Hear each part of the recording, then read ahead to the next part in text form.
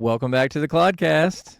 We are in, I don't know what episode we're in, but today we're talking about pay transparency, what the research actually shows and why companies are still afraid of it. So I'll say, as a person who owns a company, I kind of get it. I kind of get that maybe there's a scenario where you have someone in a job that you really value them, they're doing incredible work, and they're kind of worth every dime that you're paying. And maybe you have somebody else that has a lot of potential, and you're kind of hoping that they're going to be as valuable as person A, but they're not quite as valuable, and they don't make as much money as a result of that, but maybe they have the same title. So I think pay transparency can be tricky, because what are we paying for? Are we paying for a certain title or a certain subset of responsibilities, or is there some sort of subjective value that's ascribed to people? And obviously it depends on the size of the company as to how subjective you can get versus something very measured and scaled. But in a small company, I'll just say I understand it. I'm not saying I'm in favor of not being transparent about pay.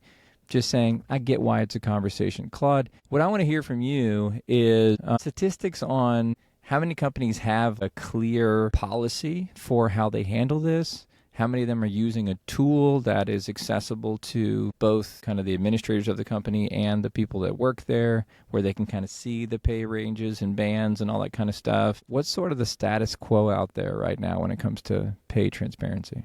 Here's the thing. Most companies still don't have formal pay transparency. Studies show somewhere around 70 to 80% of companies don't publicly share salary ranges, even internally. The ones that do tend to be larger tech and finance firms.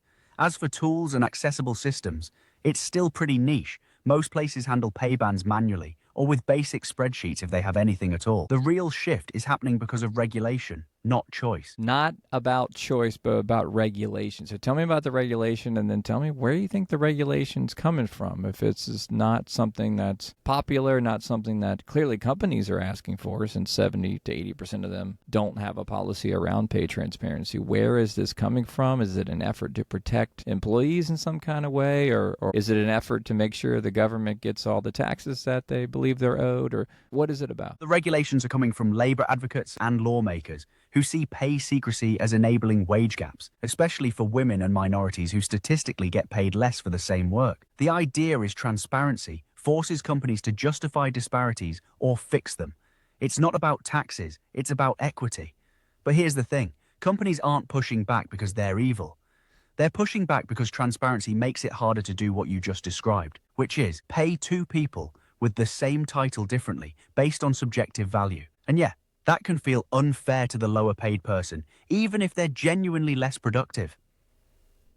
Regulation assumes markets work cleanly, but human judgment is messy. Yeah, it sure is. I love the reasoning around maybe why the labor unions or the lawmakers would be pushing for pay transparency. That's harder to say than I thought it would be. Because, yeah, I mean, obviously we don't want to see people, whether they're women or minorities or whomever, if they're doing great work, then we obviously want to see them get paid every dime that somebody who is not a woman or in the majority would get paid. So obviously I'm not a fan of secrecy for those reasons. But yeah, it's a tricky thing. I think I get why companies are still afraid of it.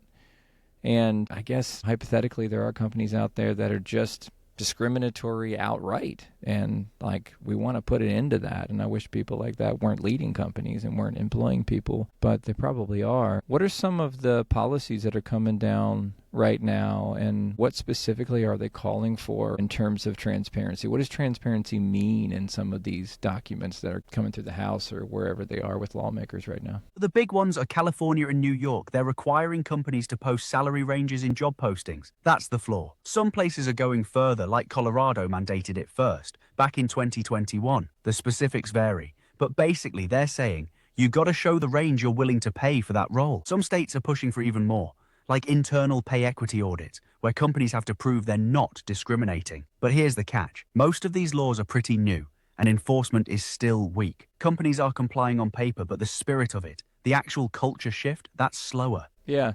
See, I think that seems really reasonable to me, especially you're posting a job. I mean, if I'm looking at a new job and taking on a new job before I commit to taking an interview, I'd like to know what the pay range is and know if it's worth my time to take the interview. So I feel like that's totally fair. You know, in terms of getting in everybody's books and making sure they're not discriminating, you know, that's hard. Obviously, like I would like to hope that most companies are not doing that and they're being held accountable for something that they don't need to be held accountable for, but there's always bad actors. That's an interesting nuance. But yeah, I'm all about the pay bands. I mean, it's very reasonable for me to walk into an interview and be told, look, we pay from this to that, and that's based on experience or whatever. But to me, I think that's perfectly fair. You have to make a judgment call at some point in time as to the value of the person that you're trading time for money with, right? And just in the same way that an employee has to make that same assessment, they have to come into a company and go, what's the pay? What are the benefits? What is the culture like? How am I treated? Am I treated with respect? You know, what am I willing to trade my time for X amount of money based off of the experience that I receive here? I think companies should be allowed to do that very same thing and assess the value of their people and pay them accordingly. Obviously not